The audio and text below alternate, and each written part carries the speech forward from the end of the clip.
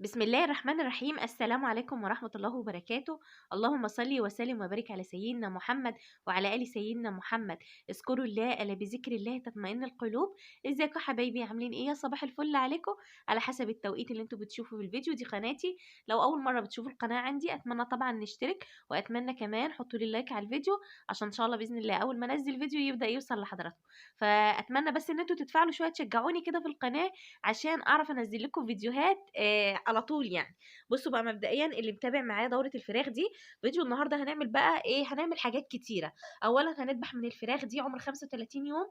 حاجه كمان هنعمل بقى التقليبه بتاعت اخر الاسبوع دي، هنبدا نشتغل بيها. هوريكم برضو انا عامله التركيبه ازاي باذن الله، وهقول لكم برضو احنا بناكل ايه عشان نوفر العلف. وحاجه كمان هنسمن الفراخ، وحاجه كمان علشان برضو ان احنا بنستفاد بكل حاجه. وهنا انا بقول لكم انا خلاص حاطه لمبه موفره، على الرغم ان احنا في الشتاء يعني، بس الجو الصراحه كويس اليومين دول يعني. فانا حاطه لمبه موفره عشان الناس اللي بتربي ببطاريه. ما ينفعش ان انت الفراخ كبيره عندك كده تحط لها لمبه حراريه لما هم كبار كده، ما ينفعش. انت كده بتزودي السخونيه عند الفراخ، وهيبدا يظهر عندك مشاكل كتيره معويه وتنفسي. فبصوا انا بربي في بلكونه كده زي ما انتم شايفين.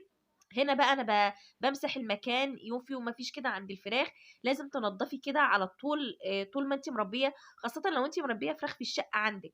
يعني انت لو مربيه في البلكونه كده لازم ان انت تهتمي بكل حاجه، وان انت كمان تبداي تمسحي كده الارض على طول، مثلا بشويه كلور او فينيك كلام من ده، عشان خاطر برضو ايه الدبان وما فيش ريحه تطلع يعني في الشقه عندك وانت ايه مربيه كده. وصدقيني والله العظيم طول ما انت ايدك في المكان، وطول ما انت بتنضفي المكان عند الفراخ البيضه ومهتميه بكل حاجه، ولو انت بتربي بجد ببطاريه هتشوفي اوزان حلوه كده زي ما انت شايفه. وكمان نظافه بقى طول ما انت ايدك في المكان. بصوا بقى، عايزه اقول لكم على حاجه. الخلطه اللي انا كنت عاملاها اللي انا وريتها لكم دي كده كنت عامله ليهم كركديه. طبعا احنا في رمضان بقى بنعمل شويه كركديه، نعمل مثلا شويه عرقسوس. على فكره عادي جدا لو انت عامله عرقسوس حطي منه برضو للفراخ، حلو جدا كده. فاحنا بقى كنا عاملين كركديه، بس عاملين كركديه وحطينا معاها نص بنجرايه كده عشان يعني نعلي القيمه الغذائيه ليهم. وبدانا كده نقدم لهم ايه كده. الاستفاده من الخلطات دي ان هي بتخلي معاكي الفراخ مسكره. يعني لما تيجي تذبحي الفرخه دي بتلاقيها زي العسل. والله العظيم انا ذبحت منها فرخه امبارح وعملتها فراخ مشويه في الفرن، والله العظيم احلى من بتاعه مره الف مره. طعم بس الفرخه مسكر، حاجه كده نظافه. كان جالي سؤال، حد بيقول لي انت بتبيعي من الفراخ دي؟ للاسف انا ما ببيعش. يعني ليه؟ لان انا بجيب عدد بسيط. ادعوا لنا كده بقى بصلاح الحال، ممكن بقى ان شاء الله لو ربنا وسعها علينا يعني نعمل مشروع صغير وكده. فطبعا هو مشروع بيبقى حلو جدا، مفيش منه خساره ولا حاجه. لو انت جايبه فرخ كويس مهتميه بكل حاجه بيطلع معاكي زي الفل. وطبعا التربيه البيتي، انا دلوقتي زي ما قلت لكم برده في فيديو قبل كده، انا باجي مثلا من بعد الشهر لو اتبقى عندي شويه رز ما برميش، لان انا ما عنديش فراخ بلدي. فببدا احطها للفرخ الابيض، بياكلوا بيحبوا جدا، بيحبوا الرز قوي. فانا اتبقى عندي شويه رز الصراحه بحط، اتبقى عندي بطاطستين كده برضو بحط، ما عنديش مشكله الصراحه يعني. احنا عودناهم على كده، بنيجي بعد الشهر بناكل ايه، لو في بواقي اكل ولا حاجه انا باكلها لهم. بس العلف ده اساسي، مش معنى كده ان انا اشيل العلف، لا، انا كده كده وجبه العلف اساسي معايا. بس الصراحة ممكن يتبقى من رمضان كده شوية رز على الفطار، مثلا شوية بطاطس كلام من ده، فمش هرميه، فبحط لهم هما بياكلوه والدنيا تمام.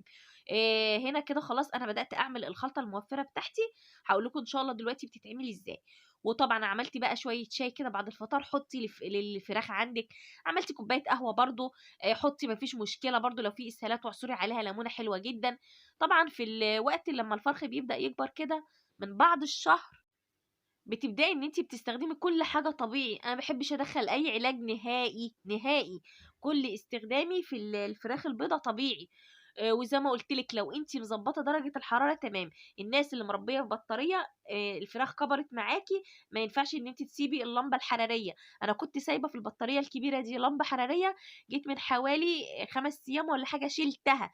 يعني من اخر فيديو نزلته معاكم على طول شلتها، اتحرقت، قلت خلاص خير وبركه، شايلها وحاطه موفره على طول. والدنيا عندي زي الفل. بقوم من النوم افتح، ممكن اطفي اللمبه خالص بس علشان التصوير انا ما عنديش مشكله، تمام. فبسيبها يعني شغاله. بقى اطفي اللمبه او اسيبها لان هي لمبه موفره ما بتسحبش كتير. هنا بصوا الخلطه بتاعتي عباره عن ايه. عبارة كده عن عيش متكسر، احنا مكسرين زي كيلو ونص كده عيش اهو زي ما انتم شايفين، وبدأت اضيف عليه زي نص كيلو شيشة اهو. تمام، الشيشة دي حلوة برضو، بتنشف بقى معاكي ايه، مش بتنشف الفرخة، بتخلي الفرخة كده ايه عظمها ناشف مش طري. تمام. وحطينا كمان زي ربع كيلو حتة فول متكسر، وحطينا بقى اهوت مثلا لو هحط على كيلو ونص عيش بحط قصاده مثلا 3 كيلو علف. تمام، النص بالنص، او ممكن تحطي 4 كيلو علف او 5 كيلو علف مفيش مشكلة. المهم ان انا لازم ادخل شويه العيش فيه خميره، حلو جدا برضو بيسمن معاكي. نسبه العيش بتبقى قليله جدا، يعني من 1 ل3. زي ما قلت لك لو هتحطي كيلو عيش حطي 3 كيلو علف كده. تمام. اهوت ببدأ كده ان انا بقى اقلب التقليبه بتاعتي دي، بتبقى حلوه جدا جدا معايا. وهنا برضو زودت شويه حته فول كده ليهم اهو زي ما انتم شايفين. وهبدأ كده ان انا ايه، ما بحطش بقى على التقليبه دي اي حاجه، لما باخد شويه بشويه ممكن احط شويه مثلا كزبره شويه كمون، مش عايزه احط خالص ما بحطش. اهي التقليبه بتاعتي اهيت، العلف فيها اكتر طبعا من العيش بكتير. ومعايا كمان الحته الفول الحلو بتاعي. هنا ذبحت فرخه، كنت محتاجه فرخه ان انا اشويها، عمر 35 يوم. اهو ما شاء الله الوزن معايا كان حلو جدا. بدات كده ان انا ايه، بس بشطفها كده من الدم الاول، وبعد كده بنزل بيها بالميه، وببدا كده بقى ان انا ايه، زي ما انتم شايفين كده منقعها بس بشويه ملح صغيرين، وبسيبها شويه خلاص بتبقى زي الفل معايا. هنا كده بواقي بقى الفراخ بعد التنظيف اهوت، وبغسلها كده بتبقى زي الفل. وهنا كده بقى تاني يوم كده ببدأ كده ان انا ايه هغير المية ليهم، وممكن كده احط مية عادي سادة خالص. عملت شوية بقى ينسون بعمل، عملت شوية ورق جوافة بعمل. طبعا الايام دي الدور بقى ماشي شوية برد كلام من ده، فالصراحة برضو كلنا واخدين دور البرد ده. اي حاجه بعملها، حتى انا جايبه بواكي كده جنزبيل بالليمون، لما بعمل منها بحط ليهم للفراخ عادي خالص، ببدا اضيف لهم وكده حلو جدا جدا. لان برضو ممكن ياخدوا معايا عطسه كلام من ده، بس الفراخ عندي زي الفل الحمد لله. وطبعا درج السبلة ده انا منضفه يوميا. عايزه اقول لكم كميه السبلة اللي بتطلع من الادراج. اعملي بطاريه اعملي بطاريه. لو انت اول مره بتسمعيني اعملي بطاريه والله العظيم، اسمعي كلامي. ولو مش عندك مكان حطيها في البلكونه، اعملي بطاريه على قد البلكونه. انت طبعا بتوفري طعم خيالي يا جماعه والله العظيم، مفيش زفاره، مفيش حته زرقاء، مفيش حته حمراء. الفراخ طعمها زي العسل، لو حابه تعمليها شوربه هتعرفي تعمليها. دايما دايما اقول لكم دخلوا الخير في بيوتكم ان شاء الله يا رب. تربي بس 5 فرخات انت المستفاده. كده انت دخلتي الخير في بيتك. الطعم مختلف، بتاكلي ولادك حاجه نظيفه، حاجه انت عارفه انت اكلتيها ايه.